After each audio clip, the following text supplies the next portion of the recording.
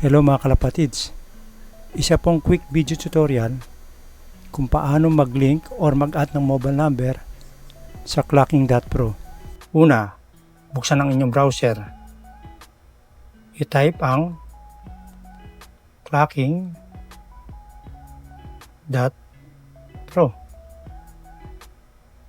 Sunod, i-type ang inyong username at password.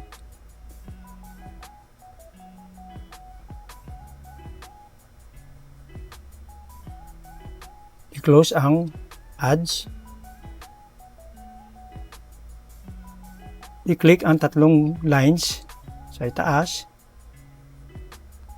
I-select ang settings. Dito po sa user active settings, kung mapapansin po natin, sa club, no clubs enabled at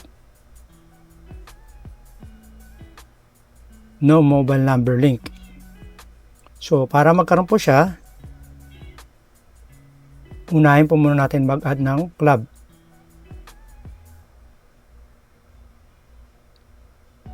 I-click ang CRPC, add selected club. Okay? So, ayun, meron na pong lumabas na CRPC. Next, pag-add or pag-link ng mobile number. Ang pag-add or pag-link ng mobile number sa Clocking.pro ay mahalaga. Hindi po tayo makakapag-clock kung walang mobile number na nakalink. Hindi rin po natin magagamit ang SMS clocking kung hindi rin nakalink ang ating mobile number. Be sure na ang ating mobile number na ilalagay rito is active. Okay? I-type po natin ang mobile number.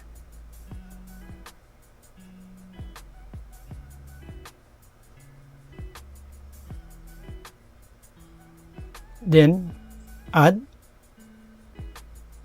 Nakalagay, we send an OTP to your email.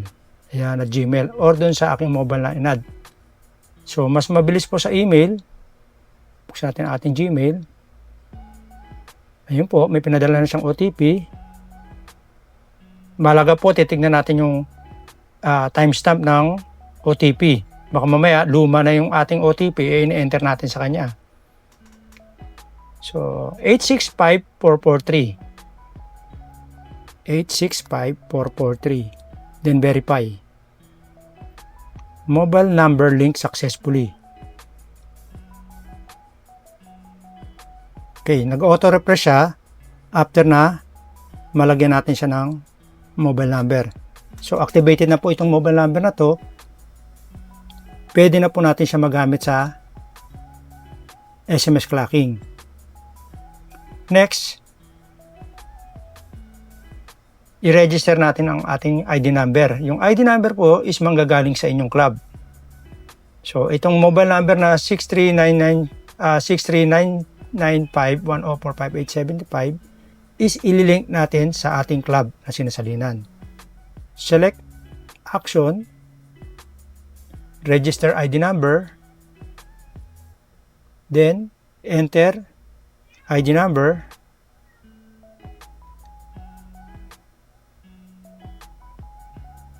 okay. Yung select mobile number, since isa lang ito, isa lang po yung lalabas talaga sa kanya. Okay, wala tayong gagalawin dyan.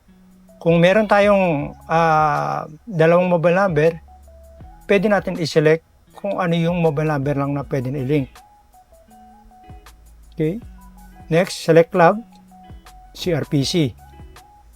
Kung sakaling hindi lumabas ang inyong select club, be sure na nakapag-add na po tayo ng club dito sa Manage Clubs.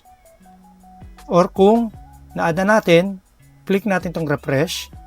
So, reminder, ito pong pagre-reg ng ID number, kailangan po ng enough CB credits. Yan po. Kung NA to, it means wala tayong balance or zero yung credits natin. Kailangan natin mag-purchase ng CB credits. So, dito po sa ating example, click na natin yung send. Yan. Request successfully processed. CRPC, this mobile number 0995 is already registered to Counterbytes. So close na natin.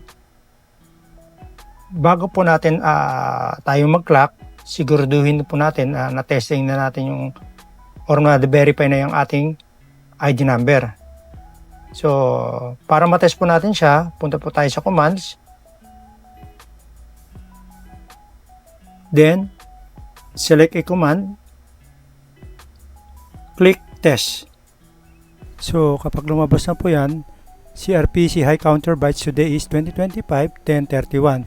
So, ibig sabihin po nito, naka-register ng ating ID number. Maaari na po tayong mag-clock. So, kung meron po kayong ibang mga katanungan, maaari po kayong mag-send na message sa amin. I-click lamang po yung messenger icon dyan sa baba. Or mag-follow po kayo sa aming page, Counterbytes.